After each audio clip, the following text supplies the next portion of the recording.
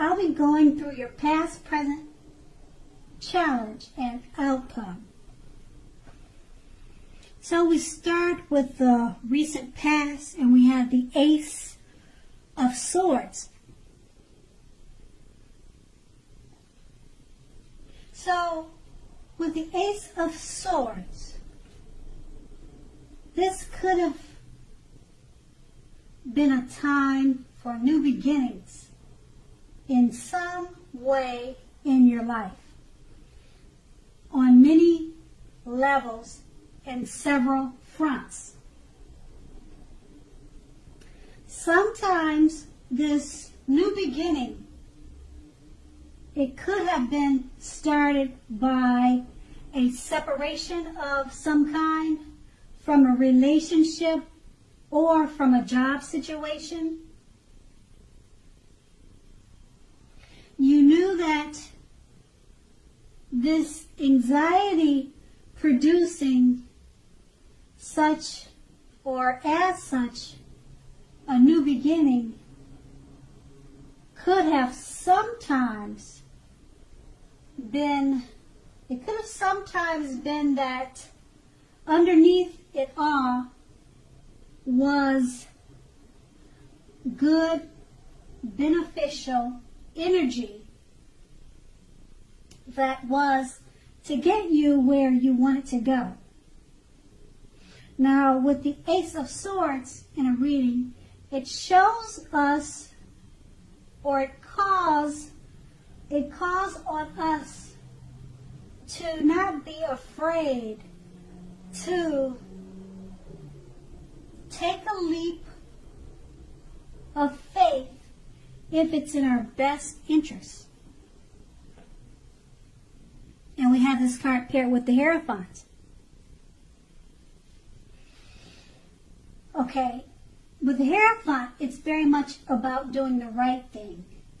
You could have been struggling with issues that you were unsure about what is right for you to do. You knew that the answers were within you. You remember that the right thing is what is right for you. Also, this is also a card that is very much about spirituality. It could be from traditional religion to earth-centered spirituality and any other spiritual notions that you could have conceived of at that time. There could have been tension between your ideal of spirituality and the right thing to do and the ideals of others around you. So you stood up for your own beliefs. The rules and the system of doing things were probably playing a major role at that time in the past. Rituals of any sort or rituals of any kind would have been helpful to you then, even if it was just going to the movies with a friend every third Saturday. Now that's with the recent past, and we move on to the present. We have the Queen of Wands. Now the Queen of Wands, it can refer to a woman who has a lot of fire energy about her. She's usually an Aries, Leo, or a Sagittarius, but not always. So when not referring to an actual person, this card stands for getting a lot accomplished and often focuses on work or career, but it could focus on, or the focus could be on something else. not necessarily work or career. Now, the Queen of Wands in the Tarot, it's positive, uplifting energy. When it stands for a woman in your life, she's a good friend who is solidly on your side, even though she may seem a bit self-absorbed. So if you are trying to conceive and this card appears, it's one of the most positive signs that there can be. We have this card paired with a Chariot, which indicates a lot of energy, but not free-for-all energy. It's directed, controlled, and has a goal in mind. So you are likely to be fairly clear on what your hopes and dreams involve and what you are willing to do to make them come to life. This could be pointing to determination and ambition. It's about getting things done and testing and proving that you've got what it takes. This is a sign that you should move forward with whatever you have in mind and in your heart and give it your best shot. Remember, though, that you need to use both your intellect and your heart in order to be truly successful. Okay, so with these two cards paired together, the Queen of Wands is about a female fiery energy that is in your life. It could be a good friend. And just know that this good friend or good female that you know, they're on your side, even if you think they're not. Because they could seem a bit self-absorbed. And because it's paired with the Chariot, you need to remember that you're going to need to use both intellect and your heart with this person in order to be truly successful with them or the matters or the situations in your life. And that's your present. And we move on to the challenge. We have the Eight of Swords. Now, if you take a look at the picture in this card, it's showing that you could be holding yourself back because you fear moving into the future, or because you're weary of getting hurt by a new situation, or maybe for no reason at all. So think through what it is you're afraid of. The truth of the matter is that it's probably much less frightening than your mind is making it out to be. It's all in your head. And we have this card paired with the Empress. Now the Empress,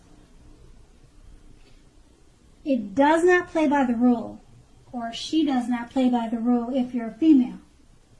She has her own way of doing things and her own idea of what is right and what is wrong in any and all endeavors. That doesn't mean she will always get her way, but she is a reminder not to ignore your creative and intuitive side.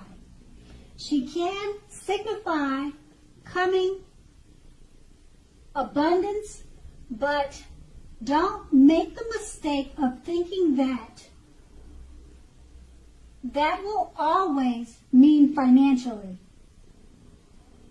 There are many types of wealth and riches in life, and money is only one of them.